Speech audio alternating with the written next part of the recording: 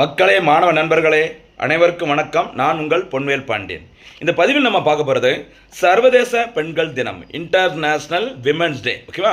March 8ஆம் தேதியில் ஒவ்வொரு ஆண்டும் சரிங்களா சர்வதேச பெண்களுக்கான தினமாக கொண்டாடப்பட்டு வருகிறது. இந்த தினம் எதற்காக அப்படின்னு பார்த்தீங்கன்னா, சரி பாலின சமத்துவம், சரி வேலைவாய்ப்பில் சமத்துவம், எல்லா வகையிலும் பெண்களுக்கு சம உரிமைகளை வழங்க வேண்டும்.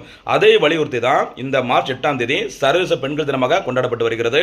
இதுக்கு என்ன காரணம் அப்படின்னு பார்த்தீங்கன்னா, முக்கியமானது பல காரணங்கள் நிறைய சொல்லியிருந்தாலும் நமக்கு அஃபீஷியலாக ஐக்கிய நாடுகள் சபையிலிருந்து என்ன சொல்லியிருக்காங்களோ அதை எடுத்தால் போதும்.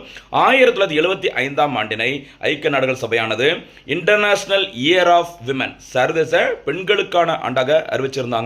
அந்த வருஷத்திலிருந்து தான் மார்ச் 8ஆம் தேதியில் ஓகேவா சர்வதேச பெண்கள் தினம் கொண்டாடப்பட்டு வருகிறது. அதே மாதிரி 1976ஆம் ஆண்டு முதல் 1985 ஆண்டு ஓகேவா அப்படின்னா 10 ஆண்டுகள், அந்த 10 ஆண்டு அந்த காலகட்டத்தினை இன்டர்நேஷனல் லெவலில் பார்த்தீங்கன்னா இந்த விமனுக்கான பெண்களுக்கான தசாப்த ஆண்டாக டேகேட் ஆஃப் விமன் அப்படிங்கிற மாதிரி ஐக்கிய நாடுகள் சபை கொண்டாடியிருந்தாங்க. அந்த 10 ஆண்டுகளில் பெண்கள் முன்னேற்றம், பெண்கள் பாதுகாப்பு, பெண்களுக்கு சமத்துவம், இப்படி எல்லா வகைகள் தொடர்பான முக்கிய சிறப்பு நிகழ்ச்சியை நடத்தினாங்க.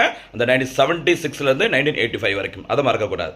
அதே மாதிரி இன்னொரு முக்கியமான விஷயம், 2026ஆம் ஆண்டு இந்த வருஷம் சரி ஐக்கிய நாடுகள் சபையானது இன்டர்நேஷனல் லெவலில் பார்த்தீங்கன்னா பெண் விவசாயிகள் ஆண்டாக அறிவிச்சிருக்கிறாங்க. சரி, international year of women farmer அப்படின்னு அறிவிச்சிருக்கிறாங்க. அப்போ ரொம்ப முக்கியமானது சர்வதேச பெண்கள் தினம் மார்ச் 8ஆம் தேதி. அதுமாதிரி பெண்களுக்கான தசாப்த ஆண்டு 1976 முதல் 1985, 2026ஆம் ஆண்டானது பெண் விவசாயிகள் ஆண்டு அப்படின்னு சொல்லி அறிவிச்சிருக்கிறாங்க. சரிம்மா, இன்றைய பதிவிற்கான கேள்வி, 2026ஆம் ஆண்டினை ஐக்கிய நாடுகள் சபை என்னென்ன ஆண்டுகளாக, இப்போ நம்ம சொன்னால கொஞ்சம் முன்னாடி, அது தவிர இன்னும் ஒரு சில ஆண்டுகள் 2026 இருக்கு, அதையும் கரெக்டாக கமெண்ட்ல சொல்லுங்க. நன்றி.